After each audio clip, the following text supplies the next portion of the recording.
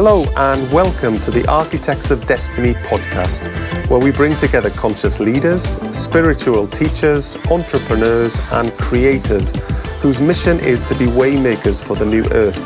Our intention is to equip you with the energetic tools you need to step into your divine role as an architect of destiny, to create the life of your desires and to co-create the world we can all be proud of.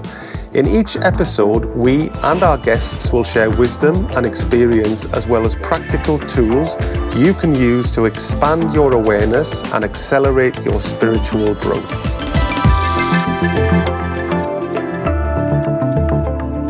On this week's episode, we'll be talking to Steve McNamara. Steve McNamara is an experienced self-development coach and speaker. He's a Qi Gong, breathwork and mindfulness practitioner who's also an expert in cryptocurrency and the founder of several online technical support groups. As a professional all-rounder, a great father and partner to his fiance, Steve teaches and coaches others to become better versions of themselves and helps people create more impact in the world. We cover so many interesting subjects in this conversation, which you're going to really enjoy, and it's my pleasure to introduce Steve McNamara. Thanks so much for joining us on the episode today, Steve McNamara. Super cool to have you on the show. Had some incredible people. You are no different. I'm so happy that we're here having a chat. Super looking forward to it. And thanks so much for coming on the show. Thank you for inviting me. I'm just really excited. You guys are doing great in the world. So it's good to be here and add some value. Thanks, man. And let's just read a little bit of a brief chat before we got on. And you know, one of the things which strongly came across for me is just the authenticity behind sort of everything that you do and the message that you do. So I just want to thank you for that first of all. But just to sort of jump into this, you know, I can see, goodness me, we've got so much stuff to talk about. I can see that you're just a man with so many strings to your bow. I've gone back in, I can see that there's breathwork, the self-development, hypnotherapy, NLP, Reiki, mentor certified coach and speaker, survival skills, which I'm sure we'll get onto at some point, bit of cryptocurrency, fantastic family man, proud father to your beautiful son and partner to your amazing lady. So if we can kick off, okay, if you wouldn't mind just telling us a bit more about your background and your journey to this point and what got you to where you are now, Steve. Thank you for that amazing edification. I love that. I'm like, oh, shit, I've done a bit. No, it's good. And I think even sharing like some of the, if you want to call the skill sets or modalities or whatever like that, that's been a huge part of my journey in my own self-development itself and my own spiritual journey. But I want to take a little back before that if I can, because my world was very different. My background, hard worker in the construction, mining industry, worked a lot of hours, worked my butt off really for a number of years, but had a major, probably about 15 or 16 years of my life was alcohol, drugs, violence. Still while I did all the other things, and I was very unhealthy. I was aware of it all the way along, but it was definitely a big part of my soul contract, let's say, to go through that long period where I had so many forks in the road, so many opportunities to either honour the call or deny the call, and more or less I denied the call time and time again. But it taught me along the journey that these, what would you say, in amongst all the pain I was recreating for myself in my journey and all these tough lessons I was getting to live, that I started to realise in time I was here for more. I think that is a simple thing. Like I say, I mentioned the violence part. I used to get into many fights. I used to be very angry. It was basically the story of my life from a young kid. I'm angry. I'm just angry. That's how it is. Until I got to my 30s, was working away in the outback in Australia, in the Pilbara, very remote, very strict rules around drinking and all that sort of thing. It really was this line in the sand where I actually called it in. And I got to work away from that past life there and applied all the skills I had in the industry. I had lots of experience, had a great reputation for getting jobs done, especially big jobs, because basically I was so angry that no one would cross me, and I use that energy as a driver. It's funny how, and I might talk about this a little later, how that energy of our emotions is so important and so powerful if we start to I don't like the word control, but work with it. And I started to learn how to do this into my 30s. I still had a lot of issues. I was just tucking away, pushing to the side. But I got to a point, I was about 35, I'm 43 now, and I was in the mines, running a big job, could basically do what I want. I had a free reign up there. The boss that I had gave me free reign. It was really cool, but I was still very angry. Everyone knew it, but there was something going on. I had all this emotion just coming up, and I was getting all these memories coming up, lots of guilt, lots of shame, and all these things that I'd done. And that's how I viewed it at the time. I didn't know what to do about it. And of course, it was the same period of time that one of my best mates at the time committed suicide over there. At that time, it just had me stop. I was just like, what am I doing? Like, what am I doing? Like, I've lost this guy who's like this great guy who's helped me with all this. I never would have picked it. Like, what are we here for? Like, what am I on this planet for? I'd never even paused to ask that. It was up until that point, it was about just going through the motions. Do your job. Be good at your job. Like, my goals were to own my own construction company. I was never going to get there because I was not. But that point, I got to question life itself or why I was here. And to be honest, I look back at that moment, although it was sad, and I don't know if you want to call it my grieving process was waking up. I think it was. I wasn't really grieving the loss of someone. I was literally, that was the point where I knew I had to let go of myself, and it took me 2 years to act on that, to get out of there. And then what ensued on that is like upskilling in a lot of areas from my own driver to grow myself, to understand myself, understand my emotions, to release a lot, to heal. Took me to all parts of the world, spent a lot of time in South America, working with plant medicines and shamans, a lot of time in Bali, running retreats, and it has taken me to many places. And then it's, I say, gaining skills on the way, and landing me here now where I've got my own business, got my beautiful queen, got our son. I say I love the compliments about it being a great father, and that's like something I'm really, really focused on, like being the best version of. And to be honest, it's not an easy gig sometimes. It's probably, if you want to go back to the soul contract stuff, probably would have been able to fight my way over a few other things easier than some of the situations I've faced of being a dad. But yeah, that's a really, really brief insight to give some context where I've come from, and yeah. I love that. And, it's just when you were talking about, you were confronted by the sort of the death of that important person in your life, and that was kind of really confronting and dealing with the grief. And I guess, when we go through this kind of awakening, I guess, and this sort of self-discovery, sometimes it can take something which is like really rough, which brings us to that point, and I look at kind of our journey in a way, and, I was in construction as well. I'm a fully qualified electrician, did a bit of work as a backpacker in the mines as a trades assistant. So I was up in Yandy in the Pilbara. It's like working on Mars, isn't it? It's just like red dust everywhere. Great money and stuff, but basically what happened was basically that it was almost like the universe just wasn't, we were getting a hint but just not taking it, and in the end the universe just smacked us in the mouth, man, and it's just like the whole thing kind of fell apart.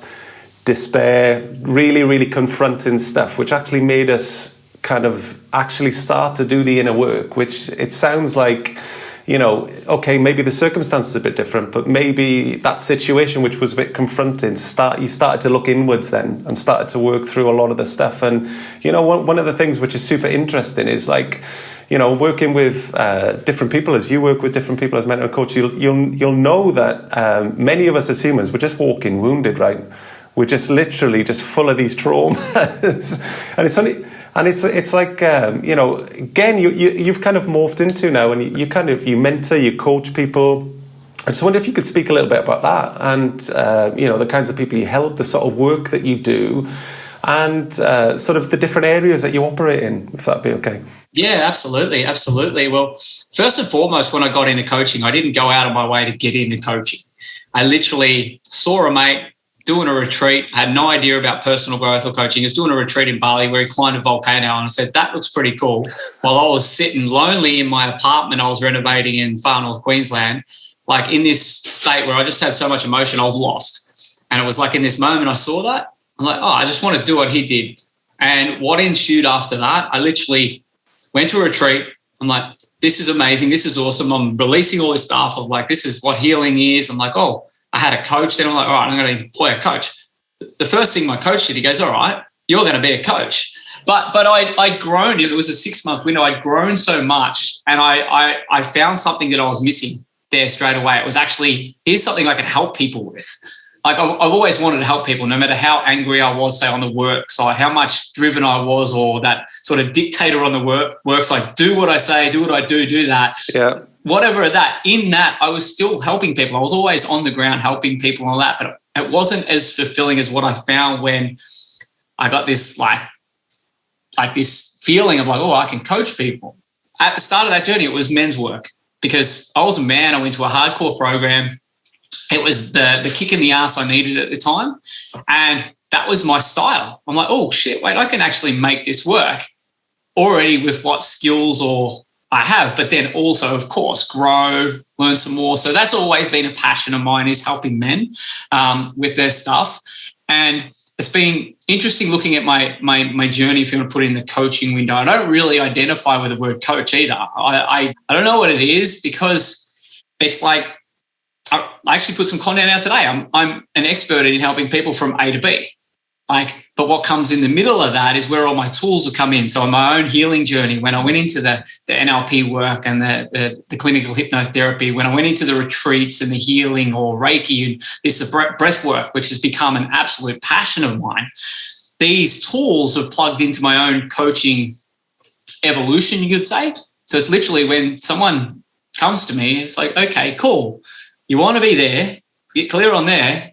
You're here, take responsibility here. I plug in whatever to get there. And that's why things like you mentioned earlier can be plugged in, like it is anything from healing with its emotional work, whether it's just mindset work, whether it's physical health, like I'm the fittest and healthiest I've ever been. And whether it's the crypto stuff, it's fascinating how that's tied into it. Like, it is really fascinating, but this is how it's evolved. So when you ask the question, like, what do I generally tend to help people with now? It's getting people from A to B. And using the tools, the tools that I practice with every day. Absolutely. And you know, you've got that reference point where you've kind of, you've been through it and people come to you with kind of similar problems, and you've got a reference point. You know exactly what these people need to kind of bring them along, which is awesome. But if you could highlight, 3 skill sets which you feel, were the most important for people to thrive, maybe we're in this bit of a transition at the moment, aren't we? And, how the world's maybe going to be in, say, 3 to 5 years. If you could highlight 3 skill sets which you feel are the most important, what do you reckon they would be? If I looked at my day now, how I function in my day, how I set out to create certainty in my life or accomplish things or feel great, I would definitely go to the emotional work, the nervous system work. So things like coming into your body, having a practice like with breath work and body work, be it yoga, Qi Gong, quantum flow method, these sorts of things, to come into your body and to be able to calm the nervous system down, because that is actually the key. And you talk about traumas and all this sort of thing, and the traumatic loop that humanity is sort of getting caught in and busting out of now, that work is number one. And there's a number of things that come with that. The second thing is the mindset that comes with that. Like our brain, our mind, it needs a target. It does need some sort of target. How can it have some certainty? And I'm not saying just everything be mind. A lot of the personal development is all mind. But if you've got the body stuff, the mindset tied into that. And I think the other thing is having the third skill set around mindset and all the tools that come with that. There's an abundance of tools that come with mindset. I think the other thing would be being a good communicator. I think that is one thing, and that means being a good listener, but being a good communicator too. Like we're in a day and age now where a lot more people are starting to express more. They don't know how to. They're trying to get a message across, or they're trying to wake other people up, or whatever it is. And if you're a good communicator, good listener, I think that is a skill set. If everyone was to work on now with the other two, I think without a couple others, that is what I'd probably focus on now and what is most important. I think that's awesome, and it all kind of starts with self, doesn't it? And, I think that's three great skill sets there, really. And, you may not be able to affect the outside world. There's certain things which are out of your control, but then there's certainly things which are in your control. That's your health, your mindset, your well-being, your energy, your frequency, vibrational level, etc. I think that's amazing advice. So thanks for sharing that.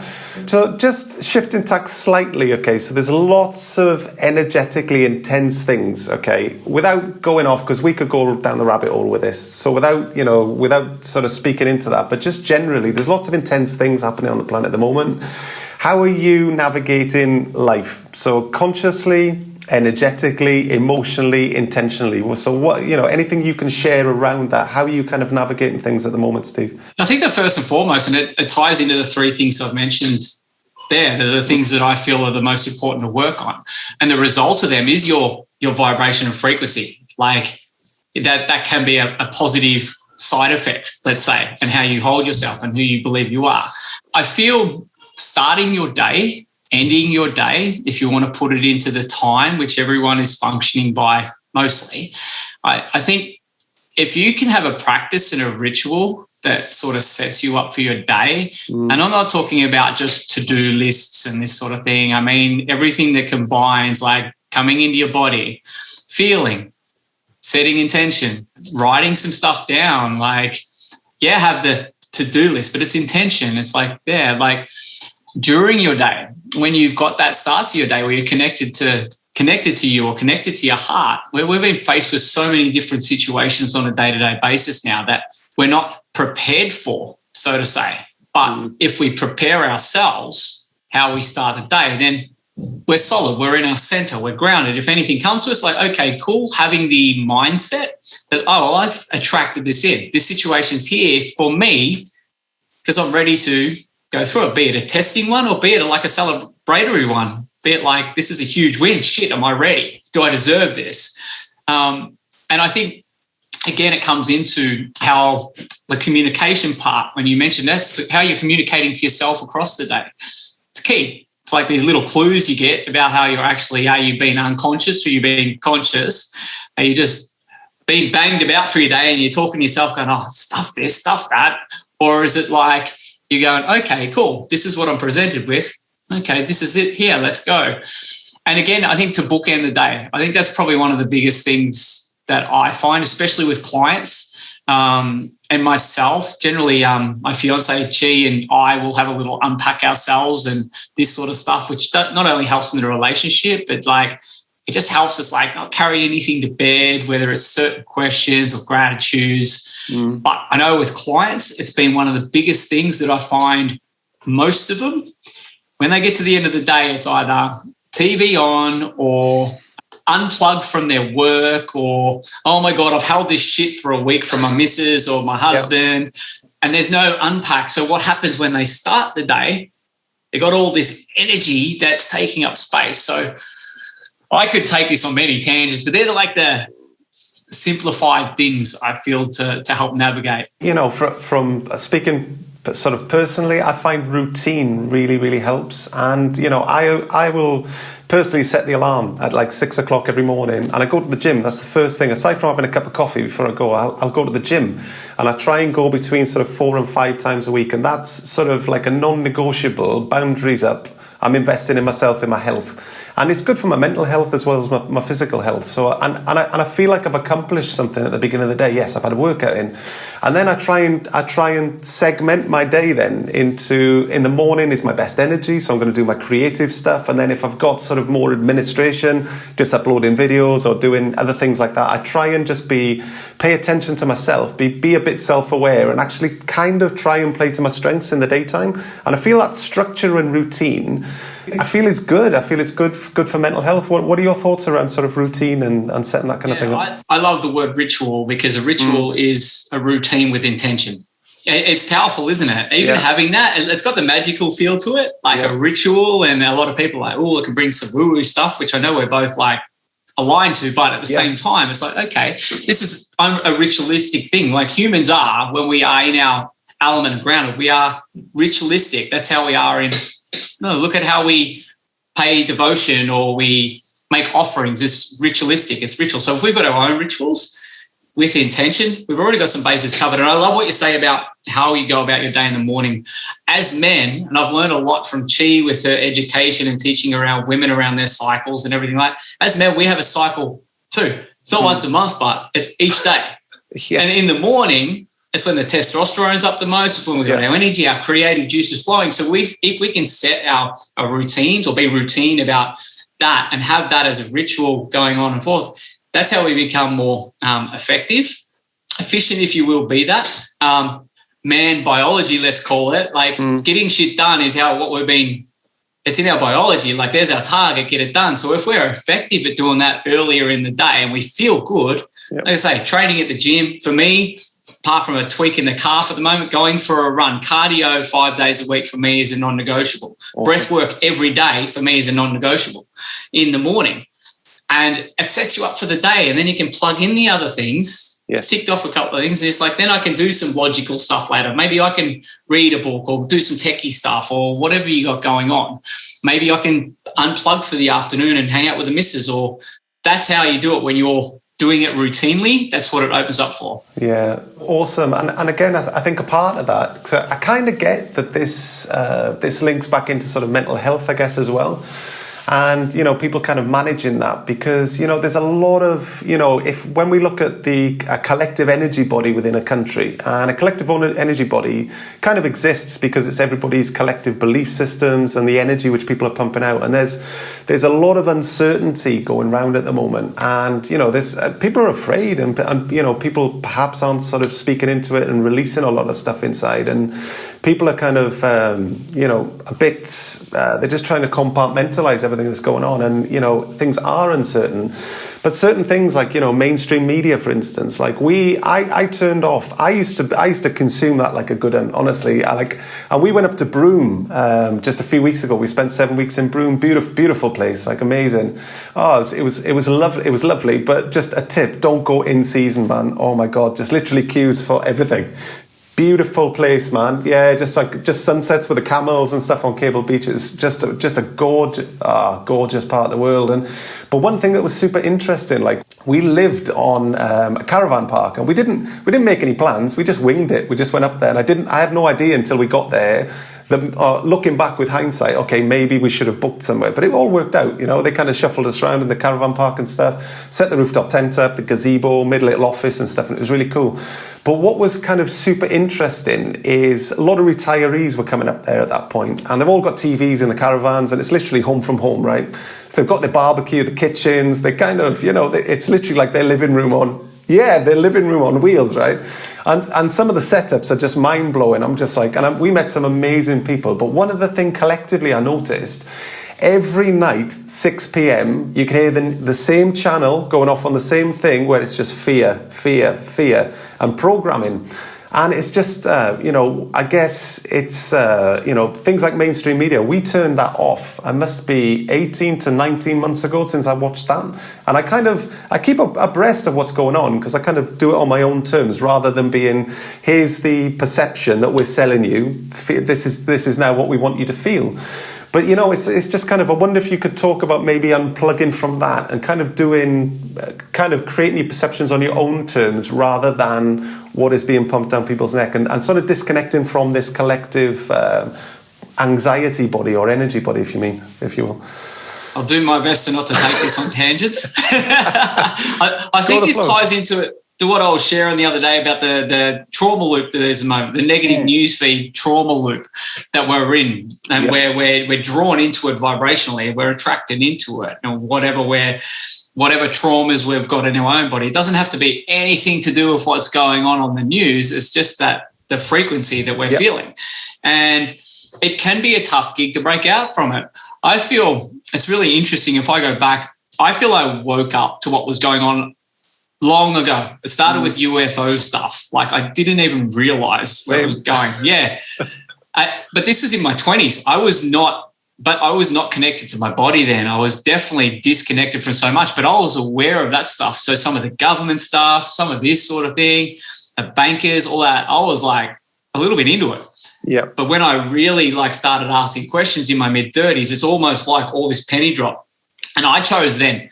I just started feeding my mind with like motivational stuff, inspirational stuff. And even though it was a short-term sort of hit thing, it was this big change out of what was going on. It's like, here's, get your life together, get your life sorted. And it was from me being intentional about, well, how I wanted my life to look, my reality to look. That's the first thing for people to understand now, I feel, is like, okay, cool. Just trust and know that you are that creator of your reality. Like how you perceive whatever, that's you. You're responsible for that. So what you're taking into that is your responsibility too. That's what creates whatever's going on. Tell live vision. Like it's giving you the vision and then you create from that versus being intentional, providing certainty in your life and functioning that way. I get a lot of people ask me like where we are in the world. Apparently we're in lockdown. Apparently. Yeah. Now, I could be caught up with what's being fed over the news, the numbers and everything. And I love what you said. If you need information, you go and find it. If you want to know what's going on, you go and find it. You're intentional. Yeah. Okay, I need some logic to go with what I'm feeling. Or, okay, someone said something. It sparked something in me. That's got a direct impact on how I might have to navigate tomorrow. Yes. For me, unless we go out to a shop or something like that, I don't even know what's going on in the rest of the world because my focus is, well, what am I setting out to do? Have an amazing family life, have an amazing home, serving my clients, creating content for my marketing, focusing on me and my growth and what that is, going on my adventures. I have not stopped living through my values in the last 2 years. I love it. And the thing is, it's like, you know, again, it comes down to perception is everything, right? It's how you see the world. And it's like you look at, you know, I kind of follow stuff, you know, watch certain TikTok videos. I'm looking at YouTube and all this kind of different stuff and gaining perceptions of other people around the world as to what I'm going on. I'm just kind of curious, basically, as to what's happening. But again, sort of engaging with that on my own terms. But, you know, it's kind of, there's a lot of stuff going on about Australia at the moment where the perception around the world is that literally the whole of the country is like in lockdown. And yes, they're, you know, based upon the fact that they've got ADF on the streets in Sydney and there's all this kind of crazy stuff and everybody kind of focuses in on that. But we're over here in Western Australia and yes, it might be a bubble, but there's no restrictions, no masks, no nothing here. And it literally all comes down to this. So I guess, you know, it's about sort of doing the research, digging into this. It's the same with travel, you know, like we looked into this. And if you look at these websites around the world, all the countries popping up in red and it's like, oh, this is closed, that's closed and all the rest of it. And it would give you the impression, unless you started looking into this stuff yourself, that the whole world's shut. But actually it's not. When you actually look at people are traveling around the world. Yes, there's certain, you know, you have to comply with this and perhaps there's a test and perhaps some places have quarantine and they don't. But people are still making their way around and it just, you know, it just makes you realize if you just accept what's presented to you, you can almost become prisoner of your own mind, really, where you just, you know, you create this prison within your mind. But actually the truth is probably a bit different, you know. What are your thoughts on that? We can be the prison. And that's, if you want to talk about it, the powers that think they're controlling us, the powers that be, whoever they are, whatever, that's actually their game, is to have everyone. Yes. Yes. And the more people that can be trapped in their own limiting beliefs or limiting perceptions and everything, that's how they have control. Yeah. So what they're afraid of, them, whatever they are, lizards or whatever, whatever you perceive, whatever, it's like what they're afraid of is us in our power. How are we in our power? Providing certainty in our own lives. The travel one's a great one. Like, I know for me, straight away, I believe we traveled a lot the last 6 or 7 years, Airbnb and all that sort of thing. It was almost like we were getting it out of the way to experience it because right now all we felt like doing this last 18 months is grounding. As soon as we had our little son, River, it's like ground, home. Where's home? Where's home? So for us, it's actually been a really easy conversation. When travel comes up, it's like it's not calling us right now. For friends of mine, I've got a very close friend in Ireland. She's been traveling between Mexico and Ireland the whole time. Yeah, I know, right? I was chatting to her and I was like, at the time, I was mind blown because I was like, wait a sec. Hang on. Yeah. Yeah. I know, right? And it's confronting because it's like, you know, and it's confronted me and I've had to catch myself so many times not falling into this trap unconsciously where I'm plugging into this fear and it confronts me all the time. I'm like, whoa, hang on a second. is this really what I feel, or is this what I'm just plugging into? And, I went through a phase where I was prepping for the apocalypse. I'm buying generators, I've got jerry cans, I'm getting food supply, I'm thinking they're shutting the food system. And then I'm thinking to myself, whoa, hang on, just catch yourself here a second, just unplug from this and actually make your own decisions based upon what you're looking at, rather than, because both sides, and I can see both sides have got a bit of an agenda going on. Obviously, you've got the authorities, which have got one agenda. They're trying to accomplish a goal. Let's call it that. But then you've got everybody else on the other side, which are the voices, the very public voices are speaking out against this, which is basically, it's going to get really bad, it's really awful, stand up for your rights. And I see where they're coming from, and I admire it. That's their calling, is to, they want people to feel like it's going to be really bad because they want to wake people up, right? But probably the truth is somewhere in the middle. And if you prescribe constantly to stand up, put your fist in the air, protest and all this kind of stuff, I respect everybody who does that, by the way, and standing up in their power, in their right. But if you kind of prescribe to one way or the other, I feel you're kind of falling into a trap one way rather than kind of remaining centered and forming your own view on things, eh? Yeah, definitely. And I think it sort of describes my last couple of years, really. It's like really, and the thing that brings me back to that when I do find myself, like, you mentioned survival skills and that earlier. We might get to that soon, but the apocalypse stuff, it's relevant for me. Some of my favorite movies, I love movies, by the way, TV, Same. but I love movies. And my intention has always been since my 20s is to see what are they trying to subliminally program us with. Yeah. Yeah. But it's a reason. Yeah, but it is. Yeah, some of my favorite movies are about zombies, they're about the apocalypse. Yeah. And now I'm like, well, that makes sense, predictive programming, but being caught in the vibration of it, you can prep for that, but you can still come from a place of, hey, I'm presiding over my family. I'm excited by what's going on in the world. And this is actually not me preparing for the apocalypse. This is me feeling really, really strong as like that member of my tribe or my family or my kingdom, where I'm ready for anything. And if the fight comes to me, I'm prepared. Versus, shit, the world's going to end. I've got to get this, shit. This guy said this guy said that. Oh my God, he said this. Did you see the clip, blah, blah, blah, which most people are in.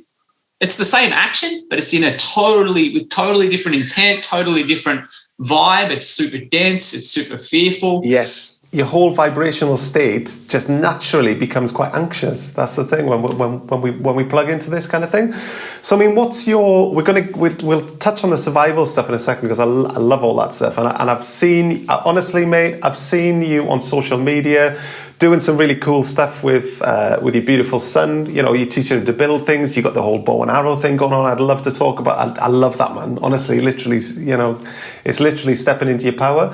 But like, just quickly before we go to the survival thing, what's your vision? Okay, if you had a vision for the future, 3 to 5 years from this point, how do you see things panning out, man? Sorry for the deep questions. No, that's good. That's an interesting timeline, because I feel that we're in this for about 5 to 8 years, whatever's going on. Not exactly the same, but I feel that, and the way I get this perspective just say is like, if this has been going on for thousands of years and they've been really, really patient up to this point. I know, right? What's the hurry?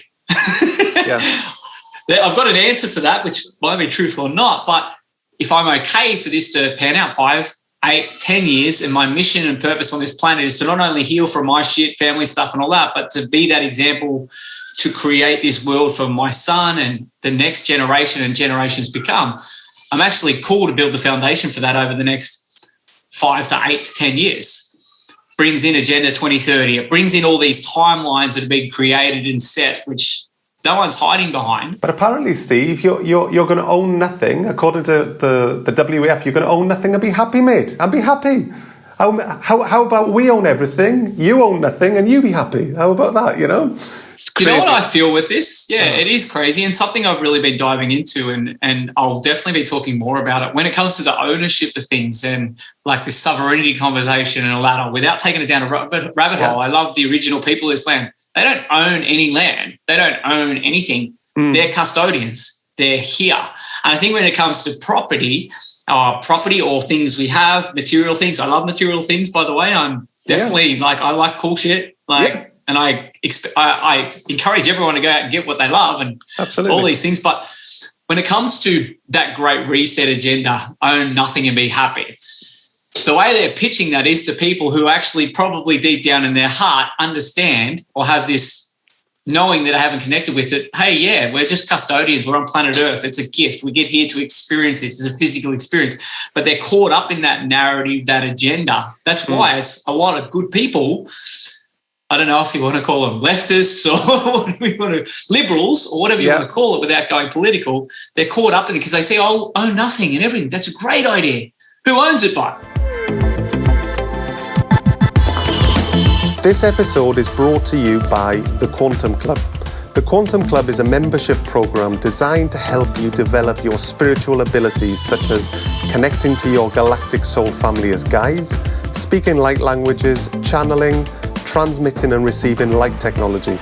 Every week we hold live sessions and work with you energetically on a deep level to unlock your divine intuitive gifts, to connect deeper than ever before with your higher self and galactic light beings. To find out more, head to bit.ly/galactic club. That's bit.ly/galactic club. See you there.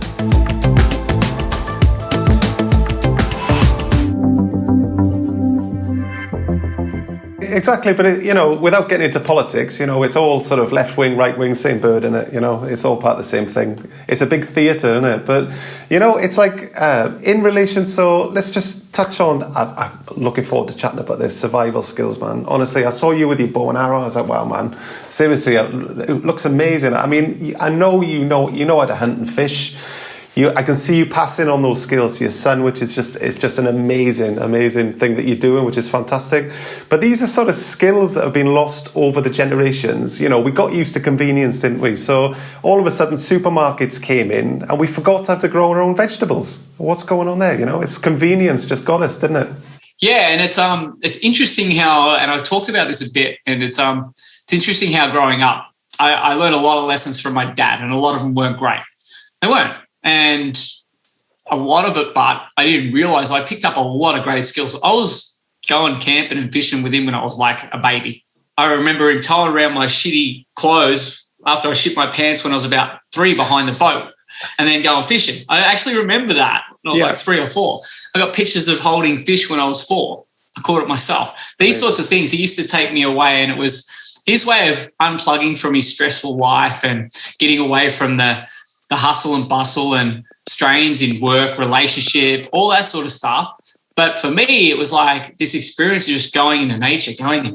I love this. I love doing stuff in nature. I love catching the fish. I love eating the fish, this sort of thing. And I picked up all these little things. And through the period I had, and I mentioned right at the start about drugs, alcohol, and all that sort of thing, my respite from that was exactly what my dad used to do. I used to go to nature. I used to put these skills into action. I used to go by myself. One thing I used to do is to test myself. I used to take water and nothing else, maybe a little bit of fruit, and I go, I've got to catch some fish. Wow. I have to catch some fish, otherwise I'm going to go hungry. Wow. Before I practice fasting and all this sort of stuff that I do now, but I used to do that, and there was a few times there where I really struggled. Not only was I coming down from all the rubbish I was putting in my body for months of drinking and drugs and that. Here I was out in nature in the middle of nowhere. All my friends I used to have go, why do you drive 18 hours to the middle of Australia to go to that little old river or whatever? It's because of this. I was actually testing myself then, and little did I know the world was going to unfold exactly like this. I had an inkling that something was going to come, but I've always loved going into nature. I've always loved exploring and connecting with animals and stuff. And the fishing thing for me, it really was one thing that helped me calm down my mind, for one. And I never thought the skill would be something that I needed to pass on or I needed to use in terms of real life. And I think it was probably just after River was born, when I found out I was pregnant or found out it was going to be a boy. Of course, I got excited. Either way, I was going to be excited, but my mind just started ticking to what I was going to do with him. Yeah. It was almost like this function. It's like, I can't wait to take him in nature. I can't wait to take him fishing or camp and build the fire, collect the sticks, simple stuff. And if I go to the survival stuff, to link this in. I just picked up all these skills naturally, not going out of my way. I want to learn how to survive in the bush. I want to go and test myself. It just happened like all these things. And yeah, when I got Little River, I'm like, all right, I want to teach him stuff. Like, cool, just like my dad did. Cool, how to pick up sticks. Or just watch me do this. Sit in a boat with me or sit on the bank with me on the river. See that. Look at the animals and stuff. And in time, I think there was a time, and I shared this probably about 6 or 8 months ago, we went kayaking in the mountains down here, and we were fishing. We caught a fish in the kayak, and I got the video out because I love that stuff and love sharing a bit too, because I'm sharing what I'm teaching him, like for a bit of, I don't know, guidance of other men out there or fathers out there that this is what I do with my son. And pulled it in. I didn't know it, not prompted. I'm like, oh, what? We've got this fish. What should we do with him? He goes, I think we should eat him. Because I hadn't showed him how to do this, but we'd eaten fish that I'd caught before. And he's already picked up. It's like, we'll eat him. I'm like, well, maybe we'll let this one go, or maybe we'll catch another one later. We don't need this one now. And there's like this teaching in this. What's the saying? Give the man some fish and he'll eat for a day. Teach a man how to fish, he'll eat for a lifetime. I've always had that run through my head. Exactly. Like on one thing I've noticed, obviously we came across from the UK, and one thing that is striking about Australia and Australians is just how resourceful Australians are.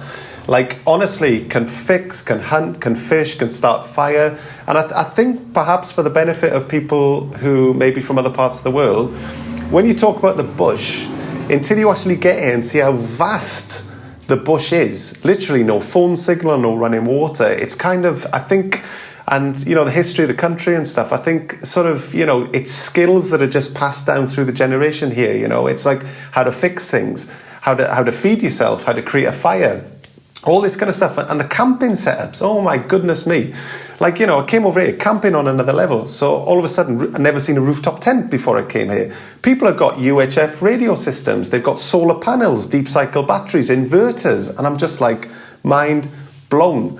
And there was even one instance, we were up on the Sunshine Coast before Christmas, right? Again, did a bit of it last year, obviously a lot of restrictions and stuff. But like last year, we did probably 30,000 kilometres across Australia. We were travelling around and stuff and didn't really get caught up in too much stuff. But I'll always remember, it sticks with me, Steve, we were camping on the Sunshine Coast in a place called Maroochydore. For those who are listening to this, go check that out. What a stunning place, amazing. It's about an hour north of, about 100 k's north of Brisbane. And we were camping there, and it was school holidays, right? So everybody kind of came down. And the setups some people had, oh my God. There was even one guy who turned up with his ute, right? Which is like flatbed little truck, for those who don't know what a ute is. And he literally had a full-size fridge on the back with ratchet straps and a generator. So literally come for a week, full-size white fridge with his fridge freezer, and I'm just like, that just sums it up. They just come prepared for anything. It's just nothing I've ever been used to. So you guys, if, you know, whatever happens, I feel like people in Australia are going to be sort of well-resourced and well-skilled for whatever's going to crop up, mate, definitely. Totally. And I think Australia is such a vast place. And I think huge, for many, many years, especially when I was living in the Pilbara, I used to drive around Australia. I used to go to the most remote places. And one skill that I picked up over time, firstly, it was overcoming my fear and this fascination is like venomous snakes. One of the biggest things that people are afraid of in the Aussie bush is snakes. I think they're amazing. And in time, I've been able to pick up all these wild snakes. Like we've got 8 of the top deadliest in the world. I've picked up 7 of them. Oh. So just out and about, middle of nowhere, not even thinking about, oh my God, if it bites me and stuff like this. Crocodiles. The first place I took my beautiful fiance, who's a Kiwi, camping was in the Cape York. We camped 50 metres from a croc-infested river. Oh, man. Okay. I didn't tell her until we set up camp. But for me, that's just like, I'm just confident. There's no... I will set up a swag somewhere and I'll like, of course I'll have like, I'm conscious of things, but I'm just like, I feel like at home. I feel like this is normal for me. That's awesome. I love it. But, you know, like, it's like literally it's just creating options in it for your family and for yourself, I guess. And it's just having stuff you can fall back on, which is just going to, you know, keep things going right, really, which is fantastic. And if I could tie this into the apocalyptic mindset or feeling or the anxiety that a lot of people have got right now preparing. They're getting resources together. But here's the thing, the skill comes with actually being resourceful. One of the biggest limiters for humans is they are not resourceful. Look at the online world right now. A lot of us have been forced online, so to say. People are still not growing how they should, where there is an abundance of resources, people, mentors, healers, like teachers, business people, everything at the tip of your finger. People are not resourceful. So even all these people prepping, if shit goes south, if it does, I'm not calling it in, most of them are not going to know what to do. Or how to be resourceful. There was that meme going around a couple of years ago, maybe 3 years ago or so, and it just summed it up, and it just made me laugh. And it was basically a picture of somebody holding a smartphone, and it says, I think it was 2017. It says in 2017 we have a supercomputer in our hands with access to all of the information known to mankind at the end of our fingertips, and yet we spend our time arguing with strangers about cats. It just made me laugh, and I was just like, do you know what? It's just fantastic, mate. But like, let's just bounce just quickly onto crypto, if you don't mind, because I know you're involved in that. Super interesting. And one of the things I read about cryptocurrency.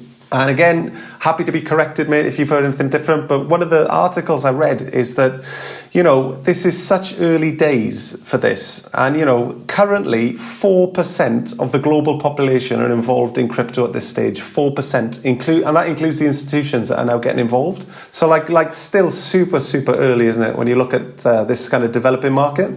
Yeah. What a good contrast. Picking up venomous snakes into crypto, I love it. Even how I've combined it together, it's fascinating. But it comes down to it again. It comes down to what I've been talking about, like everything that's relevant for me to live through my values or have a life or a reality I like. And one big thing that we're seeing with humanity now is this paradigm shift with all system structures not only collapsing, imploding, from political to monetary, business, everything. What crypto, the blockchain technology is a framework, is this technology that the paradigm shift is allowing to happen. It is early stages. So many people are going, cryptocurrency, all right, new money, digital money. Well, that's one element of it. And I don't know if it's 4% now. It's probably more than that in the last few months, because what's happened in the last few months, especially a lot of these cryptocurrencies or projects, I like to call them, have really come online, which has allowed for a lot more institutions to come in, a lot more ecosystems to be built. Everything from literal shipping chains or big business just bringing over their structure or their accounting sort of ledger over to that there, whether it's DeFi, dApps, decentralized systems and ecosystems coming over, whether it's all this talk about central banks getting involved with their digital currencies and that. All this infrastructure is probably the first stage.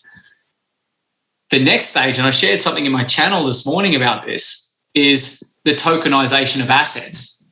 Now, this infrastructure is allowing that to happen. If crypto is going to be a $10 trillion space, it's about 3 trillion market capitalization right now today. It's going up really quick, which is good. But if that's going to be a $10 trillion space, when it sort of levels out a bit, the tokenization of assets is going to dwarf that.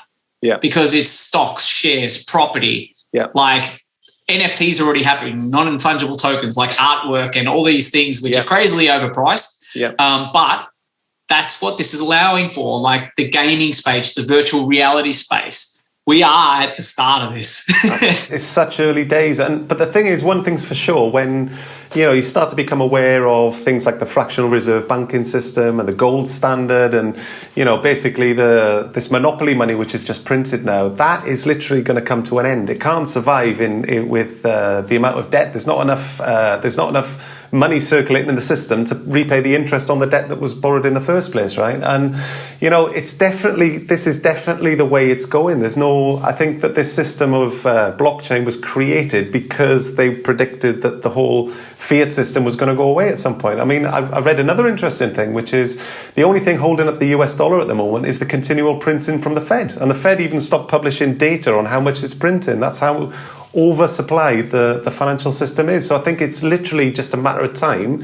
You've got the Australians, which basically said that I think, again, if you've heard something different, but within 2 years, they were going to be bringing out the digital dollar. You've got the UK bringing out the digital pound, partnering with things like XRP. They've got patents now in place. So there's kind of lots of stuff going on in the background, and you've got kind of two sides. So the whole blockchain thing is all decentralized, there's not control, but then you've got sort of central governments coming in wanting their CBDCs, so the central bank digital currencies. They want to control and have everybody on one system, because if everybody's using everything, it's you know, it becomes a bit complex for them.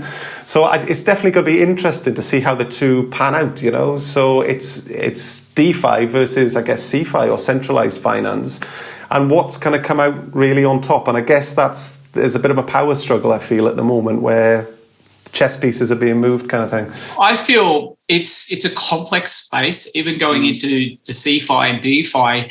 The way I look at it, most cryptos are still centralized because they've got development teams. They're a project. A lot of them now that sell themselves as decentralized, well, they're not fully integrated to be decentralized yet. Like Crypto.com is a great project, exchanges and everything. They say they're on their way to be decentralized, but they've got so many things they've got to develop. Who's helping them develop it? Who's funding it? These are the things where we've got to look at the crypto space right now. If we're an investor, or if we want to come and develop or build ecosystems or have a community set up. I have great friends that have got cryptos that are not part of the system at all. They function just within their own communities and stuff. But going forward, there is going to be this power struggle. And I think the main thing for anyone listening to this who is looking at crypto or thinking about crypto, going, okay, cool, it's a way to get out of the system. The way the old system is going to sell their new place in the system, the central banks, they're going to market it like it's better than Bitcoin, it's better than this, it's way better. You get all these bonuses, just like when they sign you up to a credit card. Yeah. And I've been down that path before. It's like, yeah, get in now, 6 months interest free, 200,000 Qantas points. They're going to sell their central bank coins like that. But this is where it ties into the agenda, and where, yes, we're in a paradigm shift where crypto blockchain is allowing for this rapid growth in how we do business, how we see, view, use money, so to say, how we have build ecosystems, make it more efficient, effective, cheaper, whatever you want to do it, bring in real world solutions. At the same time, it's always got a shadow. It's always got that. And the shadow is coming in with this too. Yeah. And it's the central bankers. Yeah. And they're late to the party. What I will say to you, this is they're late to the party. Anyone who thinks otherwise, that says Bitcoin's run by them and that, doesn't understand the technology. They're just late to the party, and this is a good thing. And my message to all the guys that have worked with me and all that is like, learn some stuff now, place yourself now, get some skin in the game now that is not just going to be forced down your throat when your money is in the bank and the banks go, hey, sorry, we don't deal in cash anymore. Exactly. We've got this new thing. Yep. The money in the bank now, Australia, the bail-in laws, they will get passed, meaning if the banks fail, which they're going to, it's already happening. It's probably already happened. They're going to bail themselves out with your money, not the government's like 2008. They're not going to print off all this. Your money first. Oh, wait, in Australia, we have this cash ban. Yeah. Like, what the? I know. $10,000 at a time?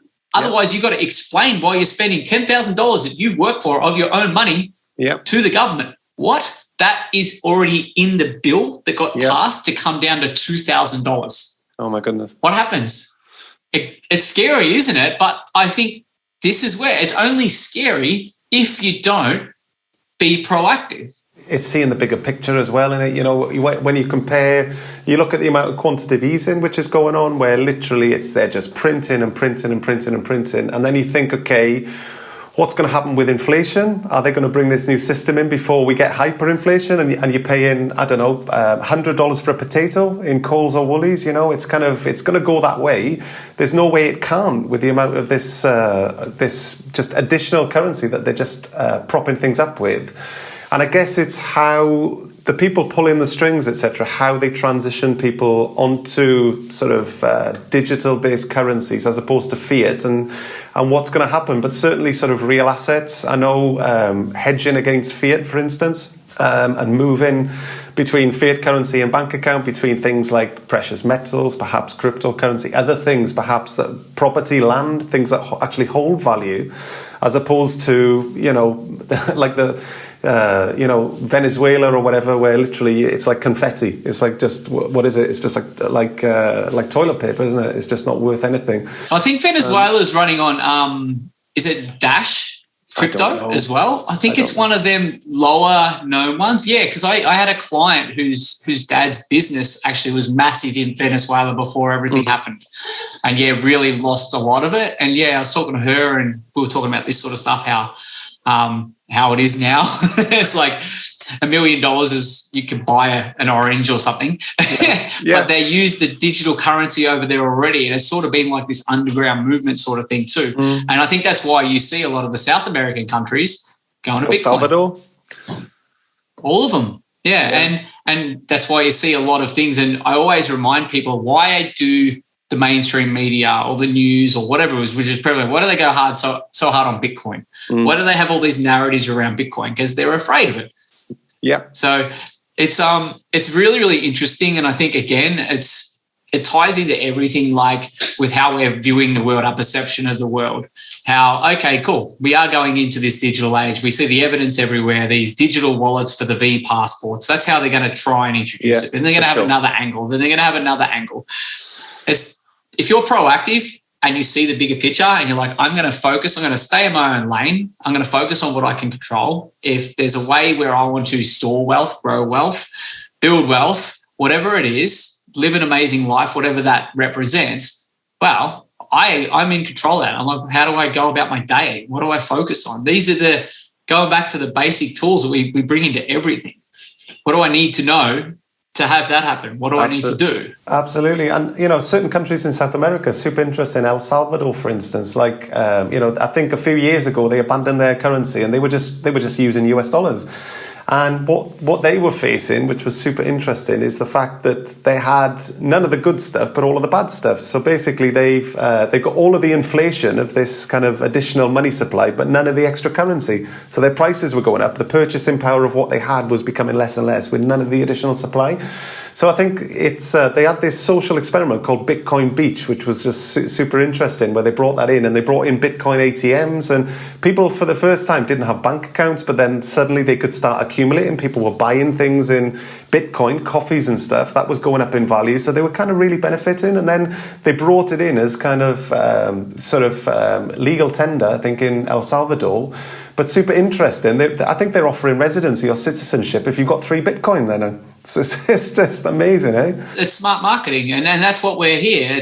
It comes back to it too, whether it is this sort of thing, the marketing to be able to have this proof of concept, see if this is going to work, and they've done it, and they've gone, okay, we're going to offer this there. I remember a bunch of trader mates of mine going, let's just move there.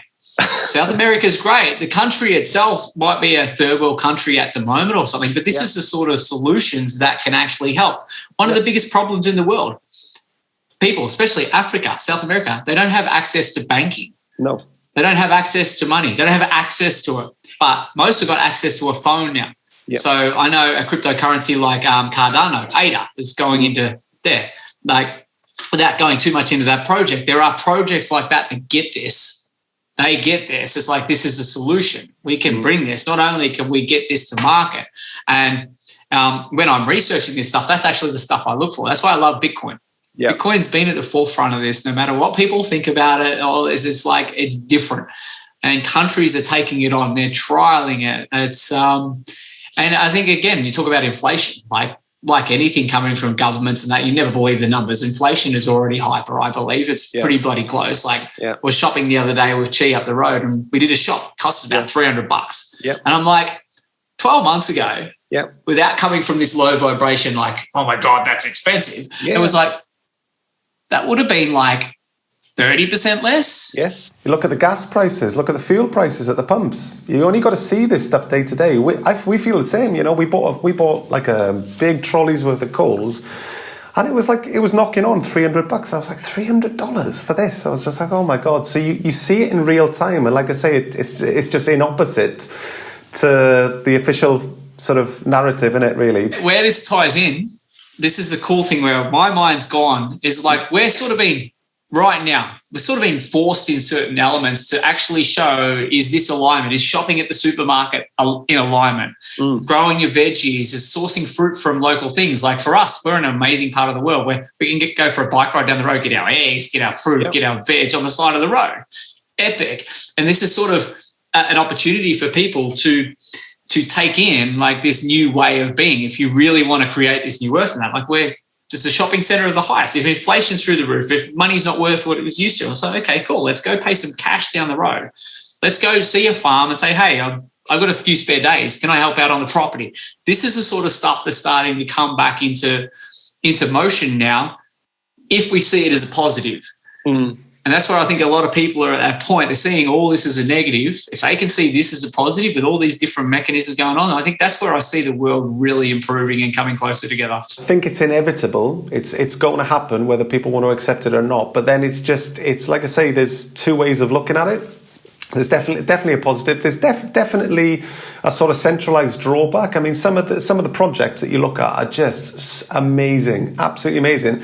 But then inversely, some of them are quite dystopian. You know, sort of the social credit score systems and all of this. So there is a bit of a mixed bag. But I just wonder, because I know that you run sort of crypto. You've got, I think it's WhatsApp, is it? You've got some WhatsApp groups going where you really guide people who. Telegram, yeah. Telegram, better. WhatsApp, Facebook. Yeah, so Telegram. I know you've got some online groups and you sort of guide people who are just getting into the space, perhaps for the first time. Because again, don't forget, this is still early days in the whole adoption of this thing. So, you know, even the people coming now are thinking, they're thinking perhaps they're late to the party, but they're not. You're super, super early adopters. And I just wonder, maybe from an emotional perspective, or if there's any kind of guidance that you could, or advice that you could offer people who are perhaps just coming into the space after hearing people speaking about this? Yeah, I think that the number one thing is, like, first of all, you got to be clear on why. Like, why you're coming in. It's like anything. It's like, I want to make money. When I say that to people, when I ask them the question, they bounce around the thing, I want to make money. Confronts, like, right? Bullshit. Yeah, I'm like, bullshit. Like, you're in it to make money. But why are you in it to make money? Like, that's going to be your driver, because coming into a volatile new space like this, you need something to ground into. Like, you need something to focus on. You need something to create a strategy and a plan to go to. So generally what it is, I'll be like, okay, cool. Are you clear on how much you might want to put into this space? Time, energy, effort, money. And if it's a money thing, we can measure it by numbers. And like, a portion of that has to go to yourself first to grow yourself, because you're coming in as who you are now into this space. It can be a crazy roller coaster, especially if you don't have any skills, don't have any understanding. You're caught in the vibration of the FOMO, fear of missing out, or the fear of losing it all. There's a saying that is such a limiting saying for people coming investing. Only invest what you're willing to lose. Literally telling people they're going to lose something. But most people have got that mindset. So that's the first bit of advice. It's like, hey, be okay. Say you've got 5K. Be okay to spend $1,000 or $2,000 on yourself first. Do that first. Be okay to spend a little bit of time researching. Buy a little. Have that fun experience that's attracted you in. Buy $100 or $200 worth if you know nothing about it. It's about taking the emotion out of it again, though. So, you know, for those perhaps who aren't sort of familiar with the terminology, there's that probably people have heard it and wonder what it is. It's that HODL, H-O-D-L, which is basically hold on for dear life. Because literally it's up and down, it's up and down. It's very volatile, but at the same time, it's being able to navigate that volatility compared with the traditional stock market, which is just flat and a bit boring by comparison, really. You know, it's not as exciting, but, you know, it's being able to navigate that emotional reaction where, let's say, for instance, somebody put, I don't know, $1,000 into it, and then they'll just be camped on it, watching it. And, oh my God, it's dropped 20% and the world's ending, you know, rather than seeing the bigger picture. And it's about managing your emotions in the space, isn't it? Yeah, I basically coach in the space, let's say, and I help people get clear on their end game. What's their end game? What's their timeline? What are they willing to take on in regards to risk? But what's the strategy you want to put in there? Like, what is it? It's a simple strategy that is not new, and it's not even new to money or saving. It's like a dollar cost averaging strategy. And I've had a bunch of clients who have implemented this over the last 12, 18 months. They're laughing now. When the market's dropped, they trusted the plan and strategy. I don't switch off from it. Doesn't matter. Yeah. I don't care what the price is. There's my plan, and I ground into my plan. Yeah. Yeah. Yeah, and it's that emotional game being drawn in, that feeling, because that's why you're trying, we're going to check it. I've got to check it. Went up here, was there, yeah. Someone said this, someone said, but with a plan to ground into, it just helps you go, okay, there's something logical I can grab onto here. There's something logical. I've seen what the numbers could do if I be patient. I've got a bit of education. Like I take people back through the history, the charts of Bitcoin. Super simple. Okay, look what it does consistently. It's got all these things, but does this now. It's not going to continue forever, but possible and probable and highly likely that it's going to do this a couple more times. So if that's the case and you've got this plan, you've got this strategy, if it's getting really volatile, just put it aside, stick to the plan. It's actually not rocket science, but if you want, with the emotions. If you want sanity, I heard a really cool thing, which is if you want some sanity when you're looking at the crypto markets, just zoom out from the charts. Don't be focused on the 24-hour. Just zoom out and take a look at the 6 or the 12, and you'll just see that it's just kind of doing its thing. It's all right. It is. And again, and you and I would both know, it's like when you come into something new, but you got to learn some lessons, and you got to learn more about yourself. But you got to be willing in their moments to say, hey, whoa, okay, what's going on here? I've got to work through this, or I've got to do something different. I've got to get some support or help.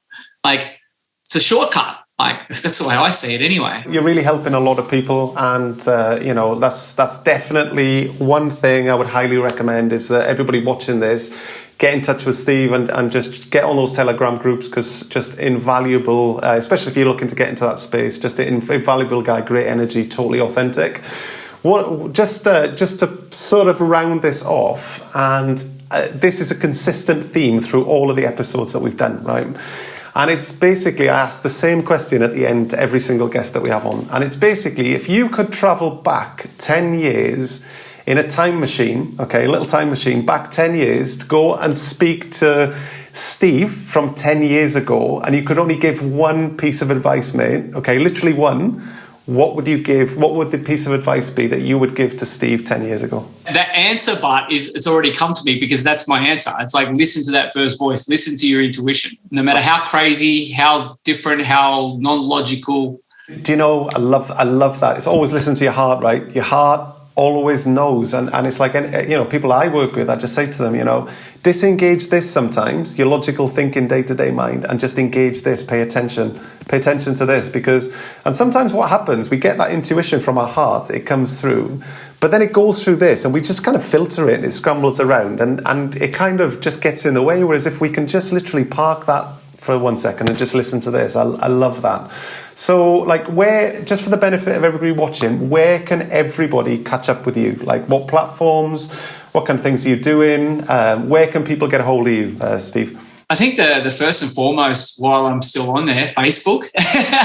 It is still the best place for people to see what I'm about, where I add value, where to connect with me. I have slowly transitioned over to Telegram as I integrate a lot more of my services on there. I've got the crypto coaching basics group, which is the first thing, where I've been working with some techie stuff now. I can go live in there now. I love going live to add value, education, information. That's a great thing. I've got another Telegram group, which I've already set up under my branding, Wildman Revolution. So the intent is to cover my 4 pillars of excellence in life. So the things that I do to accomplish, succeed, feel good, get shit done, stop doing shit, that sort of stuff. So Telegram is my main thing. And if people want to get in contact with me too, just a simple email to me. I think I like being more personal now with current state of the world. I'm finding the more personal I can get, if I can't meet them face to face, I feel that's really important. So my email is realstevemac1, the number 1 at protonmail.com. realstevemac1 at protonmail.com. Telegram, Facebook, literally everybody watching this who wants to take it further or just wants to get in touch with Steve, I would highly recommend that. Totally amazing guy. Thank you so much for joining us. Honestly, to be honest, looking at the running time of this, I just said, look, let's just let it flow, see where it goes. We're probably going to split this over 2 episodes. So we'll do this over 2 episodes. Thank you so much for joining us here today. I've absolutely loved chatting to you. I love the insights. I've loved the topics we've talking about. It's been absolutely fantastic. So I just want to honour your time. I want to honour your energy, and thanks so much for being a part of this, Steve. You're a legend. Thanks so much. Thank you so much. This was good. We could have taken it to many places. I think we did, but it's the energy and the synergy has been amazing, and I'm pretty sure we might do this again. Thanks so much, Steve. Take care. Thank you for listening to another episode of the Architects of Destiny podcast. Be sure to subscribe, and we will see you on the next episode.